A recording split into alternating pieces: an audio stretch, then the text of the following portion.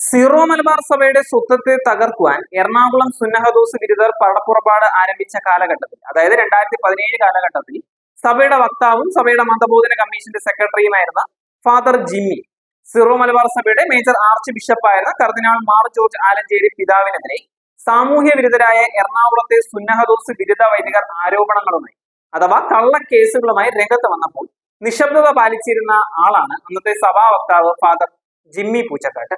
അക്കാലത്തെ എപ്പിസ്കോപ്പൽ അധികാരം പിടിച്ചെടുക്കുവാൻ പണികൾ ആരംഭിച്ചിരുന്ന മാർ പാംബ്ലാനിയുടെ എറണാകുളത്തെ ഏജന്റ് ആയിരുന്നു ഫാദർ പൂച്ചക്കാട്ട് എന്ന് വിലയിരുത്തിയാലും അധികമാവില്ല. ഫാദർ ജിമ്മി പൂച്ചക്കാട്ട് ഒഴിഞ്ഞ വക്താവ് സ്ഥാനത്തേക്ക് സഭയിൽ മീഡിയ കമ്മീഷൻ രൂപീകരിച്ച് അതിന്റെ ചെയർമാനായി മാർ പാംബ്ലാനി എത്തുകയും കാവിൽപുരയുടെ വക്താവായതുമാണ് പിന്നത്തെ ചരിത്രം.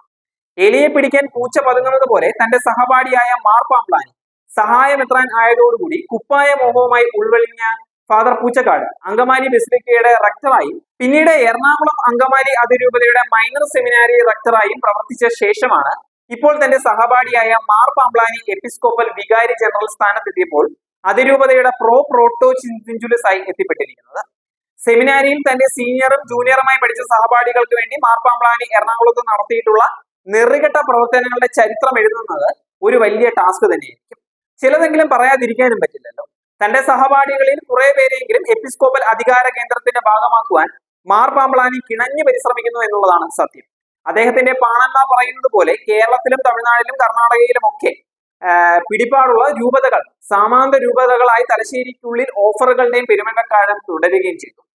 ആഗോള സഭയുടെ ചരിത്രത്തിൽ ഇന്നുവരെ കേട്ടുകേൾവിയില്ലാത്ത തരത്തിൽ എപ്പിസ്കോപ്പൽ അധികാരത്തെ പിടിച്ചെടുക്കുകയും തന്റെ സ്വാർത്ഥതയ്ക്ക് വേണ്ടി സഭയുടെ സംവിധാനത്തെ തന്നെ വ്യഭിചരിക്കുകയും ചെയ്തവരുടെ ചരിത്രം ആരെങ്കിലും രേഖപ്പെടുത്തിയാൽ അതിൽ ഒന്നാം സ്ഥാനം മാർ പാംബ്ലാനിക്ക് തന്നെയായിരിക്കും എന്നുള്ളതാണ് യാഥാർത്ഥ്യം. എറണാകുളം അങ്കമാലി അതിരൂപതയുടെ എപ്പിസ്കോപ്പൽ വികാരി ജനറൽ സ്ഥാനത്തേക്ക് എത്തിയ മാർ പാംബ്ലാനിയുടെ യാത്ര വളരെ ആസൂത്രിതം തന്നെയായിരുന്നു. അത്തരം യാത്രയ്ക്ക് എല്ലാത്തരം ഘടകങ്ങളെയും എല്ലാത്തരം സഭാവിരുദ്ധരെയും തന്റെ ഭാഗത്തേക്ക് ചേർത്ത് നിർത്തുന്നതിലെ മാർ പാംബ്ലാനിയുടെ പ്രവർത്തന ചരിത്രം അത് രാജ്യവിരുദ്ധവും സഭാവിരുദ്ധവുമാണ് എന്നുള്ളതാണ് യാഥാർത്ഥ്യം.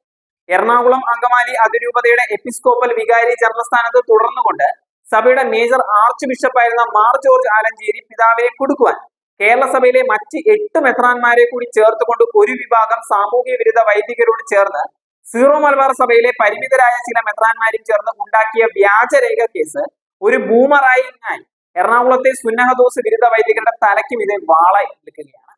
ഡയറക്ടറായി തെളിവുകളുള്ള കേസിൽ തനിക്ക് ഏറ്റവും വേണ്ടപ്പെട്ട വൈദികർ ശിക്ഷിക്കപ്പെടുമെന്ന് ഉറപ്പായപ്പോൾ വ്യാജരേഖ കേസ് സെറ്റിൽ ചെയ്യുവാൻ മാർ പാംബ്ലാനി നിരന്തര പരിശ്രമമാണ് നടത്തിയിട്ടുള്ളത്. ഗവൺമെന്റ് പ്രോസിക്യൂഷൻ കൈകാര്യം ചെയ്യുന്ന കേസിൽ ഈ അടുത്ത കാലത്തുണ്ടായ അവസരവാദി നിലപാടിന്റെ സെറ്റിൽമെന്റിന്റെ ഭാഗമായി ഇത്തരം കാര്യങ്ങളിലും ചില സെറ്റിൽമെന്റ് ഉണ്ടാക്കാനുള്ള നാടകമാണോ മാർ പാംബ്ലാനി നടത്തിയത് എന്നുള്ളതാണ് സംശയം. അത്തരം ഒരു സാഹചര്യം ഒഴിഞ്ഞാൽ സീറോ മലബാർ സഭയെ മാത്രമല്ല കേരള കത്തോലിക്ക മെത്രാൻ സമിതിയെ കൂടി മാർ പാംബ്ലാനി വഞ്ചിക്കുകയായിരിക്കും ചെയ്യുക.